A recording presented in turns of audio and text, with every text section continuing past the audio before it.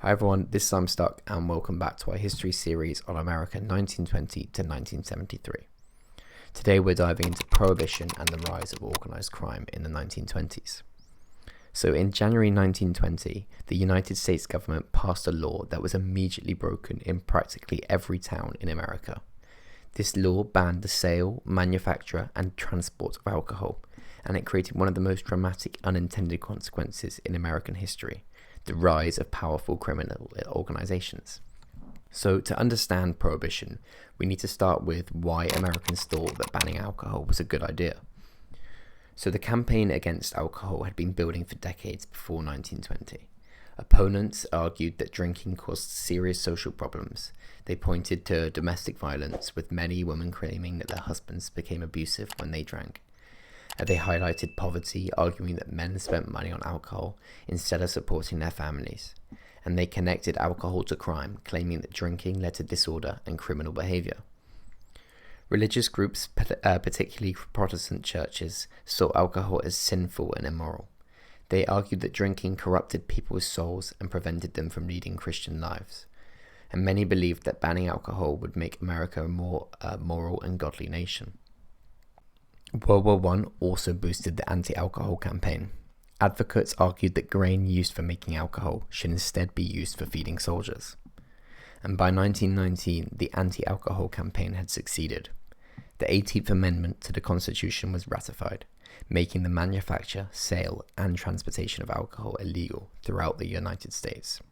It wasn't just a law, it was a constitutional amendment, showing how strong this support for Prohibition had become.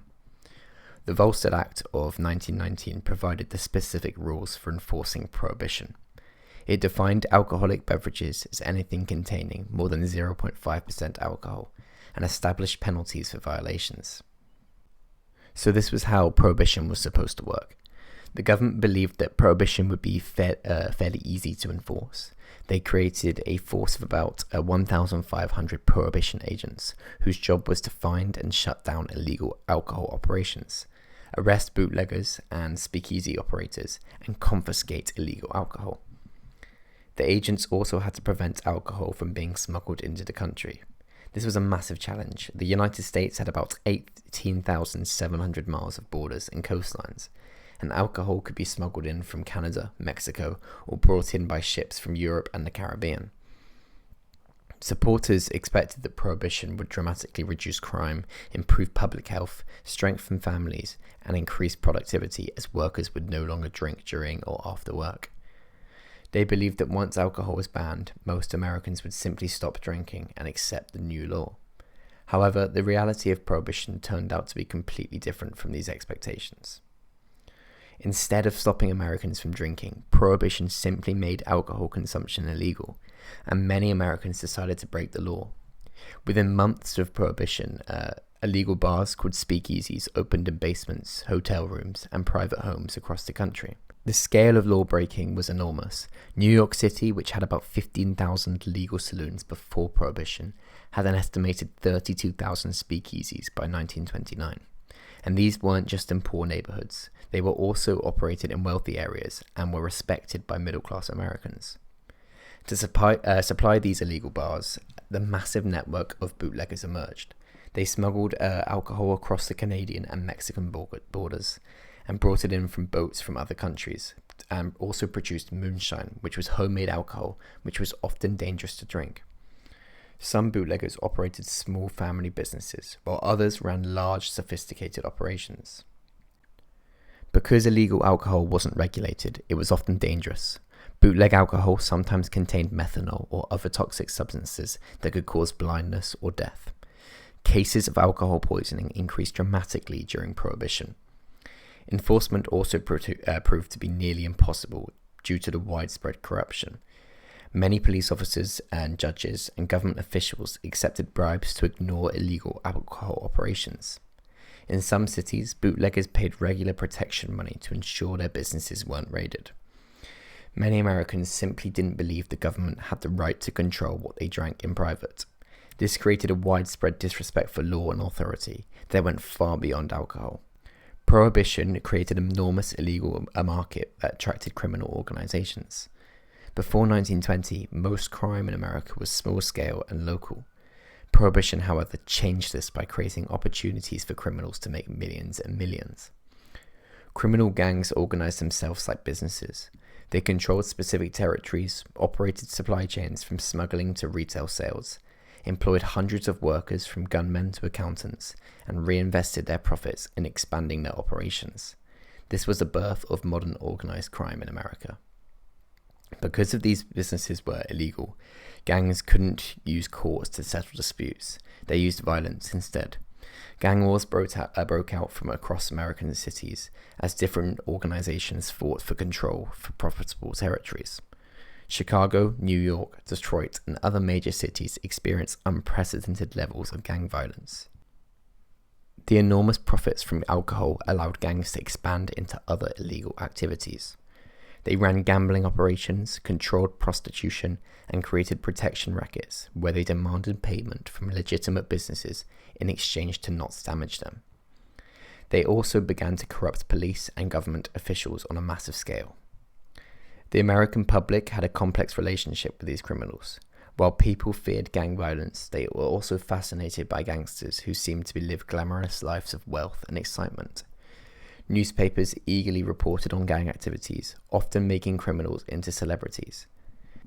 No one, however, symbolized the era of Prohibition crime better than Al Capone. He became America's most famous gangster and one of the most recognizable figures of the 1920s. Capone started working for a gang boss known as Johnny Torrio. He controlled much of Chicago's illegal alcohol trade. And when Torrio retired in 1929, he handed control to Capone. At the time, Capone was only 26 years old. Capone expanded the operation using increasingly violent methods, eventually controlling most of Chicago's speakeasies, brothels, and gambling operations.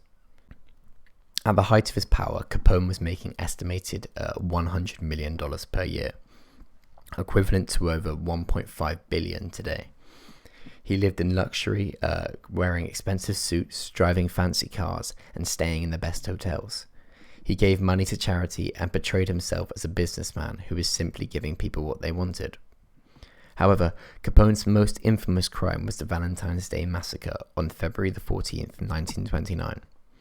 Capone's men, disguised as police officers, murdered 7 members of the rival Bugs Moran's gang in a Chicago warehouse.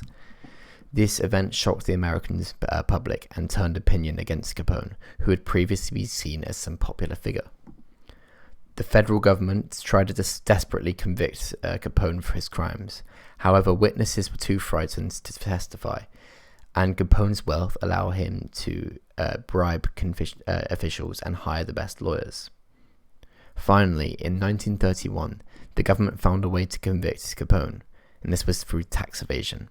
He had never paid income tax on his illegal earnings, and this could be proven without needing witnesses to his violent crimes. And Capone was sentenced to 11 years in a federal prison, effectively ending his criminal career. Capone's story perfectly illustrates how Prohibition created opportunities for criminals to become incredibly wealthy and powerful, while also showing how difficult it was for law enforcement to deal with organized crime. By the late 1920s, it was clear that Prohibition was failing. The law had not reduced drinking and had created a massive crime problem, and it also had corrupted the whole of law enforcement. Support for the repeal began to grow, especially after the Wall Street crash of 1929. The Great Depression provided new arguments for ending Prohibition, and legalizing alcohol would create jobs in breweries and distilleries, and generate tax revenue for cash-strapped governments, and reduce the cost of law enforcement. These economic arguments proved to be powerful during the economic crisis. When Franklin D. Roosevelt was elected as president in 1932, he supported ending Prohibition. And in 1933, Congress passed and the states ratified the 21st Amendment, which repealed the 18th Amendment and ended Prohibition. However, the damage had been done. Organized crime networks established during Prohibition didn't just disappear. They moved into other illegal activities like drug trafficking, gambling, and labor racketeering. And the American mafia remained powerful for decades after Prohibition ended. Prohibition stands as one of the most dramatic examples of an unintended consequence in American history.